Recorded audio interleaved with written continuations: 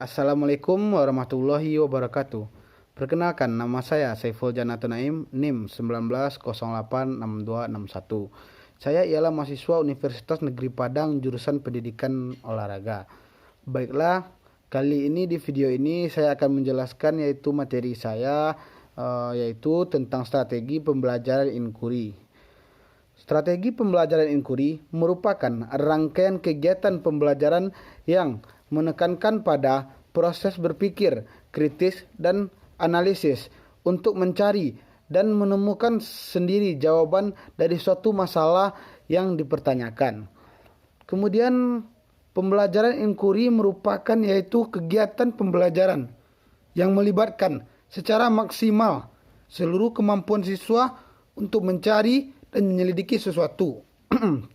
Contohnya yaitu benda, manusia, atau peristiwa secara sistematis, kritis, logis, dan analitis, sehingga mereka dapat merumuskan sendiri, yaitu penemuannya dengan penuh percaya diri. Kemudian ada beberapa hal dalam pembelajaran inquiry. Yang pertama yaitu berorientasi pada pengembangan intelektual, yaitu tujuan utama dari strategi inquiry adalah pengembangan kemampuan berpikir. Yang kedua yaitu interaksi. Interaksi ini yaitu proses pembelajaran, baik itu interaksi seorang guru dengan murid, atau interaksi murid dengan murid, atau interaksi murid dengan lingkungan. Selanjutnya yaitu yang ketiga, bertanya. Peran guru yang harus dilakukan menggunakan strategi ini adalah guru sebagai penanya dan siswa sebagai penjawabnya. Kemudian yang keempat yaitu belajar untuk berpikir.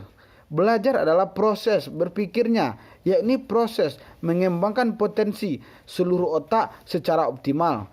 Dan yang kelima yaitu keterbukaan. Pembelajaran yang bermakna adalah pembelajaran yang menyediakan berbagai kemungkinan sebagai hipotensi yang harus dibuktikan kebenarannya secara terbuka. Kemudian prosedur pembelajaran inquiry.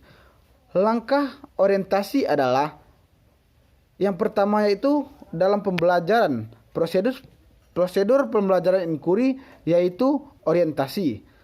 Langkah orientasi adalah langkah untuk membina suasana atau iklim pembelajaran secara responsif. Kemudian yang kedua, merumuskan masalah merupakan langkah membawa siswa pada suatu persoalan yang mengundang teka-teki. Selanjutnya yaitu keunggulan dan kelemahan inquiry. Yang pertama yaitu keunggulan. Keunggulan inquiry yang pertama yaitu memberikan ruang kepada siswa untuk belajar sesuai dengan gaya belajar mereka. Yang kedua yaitu dianggap sesuai dengan perkembangan psikologis belajar modern, yaitu proses perubahan tingkah laku berkat adanya pengalaman.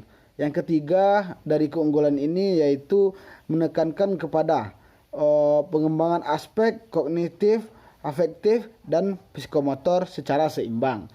Selanjutnya yaitu kelemahan. Kelemahan pembelajaran inquiry ini yang pertama yaitu sulit mengontrol kegiatan dan keberhasilan seorang siswa. Yang kedua yaitu strategi ini sulit dalam merencanakan pembelajaran oleh karena terbentur dengan kebiasaan siswa dalam belajar. Kemudian setelah itu model pembelajaran inquiry ada dua, yaitu yang pertama inquiry deduktif dan yang kedua yaitu inquiry induktif. Baiklah, inquiry deduktif yaitu inquiry deduktif adalah model pembelajaran inquiry yang permasalahannya berasal dari seorang guru. Siswa dalam inquiry deduktif diminta untuk menentukan teori atau konsep yang digunakan dalam proses pemecahan masalah. Kemudian yaitu inquiry induktif. Inquiry induktif adalah model inquiry yang menetapkan masalah ditentukannya atau masalah yang ditemukan sendiri oleh siswa atau bahan ajar yang ditemukan oleh siswa itu, maka ia harus menyelesaikan dengan materi-materi dan bahan ajar yang akan dipelajari. Kemudian dalam inquiry ada beberapa hal, yaitu yang pertama inquiry terbimbing.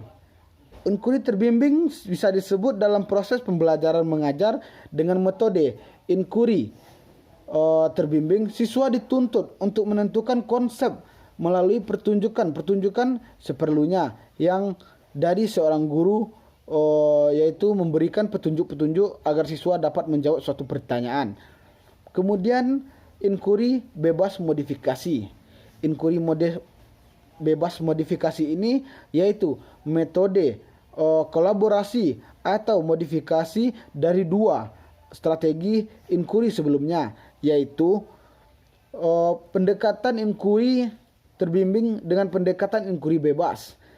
Meskipun begitu, permasalahan yang akan dijadikan topik untuk diselidiki tetap diberikan oleh seorang guru. Artinya, dalam metode ini siswa tidak dapat memilih atau menentukan masalah untuk diselidikinya secara sendiri. Mungkin selanjutnya saya akan memberikan yaitu pembelajaran masalah, yaitu berdasarkan masalah dalam inquiry. Suatu metode pembelajaran yang didasarkan pada prinsip menggunakan masalah sebagai titik akuisi atau akuisi dan integrasi, agar suatu masalah pembelajaran inquiry yang lebih baik menekankan pada masalah akademik. Kemudian menurut saya, bagaimana kemungkinan penerapan inquiry di tempat kerja atau di sekolah? Maka itu hanya kita yang dapat menjelaskannya. Dalam pembelajaran tempat kerja dan sekolah, yang pertama yaitu kita harus memahami karakter siswa. Yang kedua, sumber dan lingkungan belajar. Yang ketiga yaitu kompetensi seorang guru. Yang keempat yaitu kurikulum sekolah. Mungkin hanya itu yang dapat saya sampaikan. Terlebih dan terkurang saya mohon maaf. Saya sudahi dengan Assalamualaikum warahmatullahi wabarakatuh.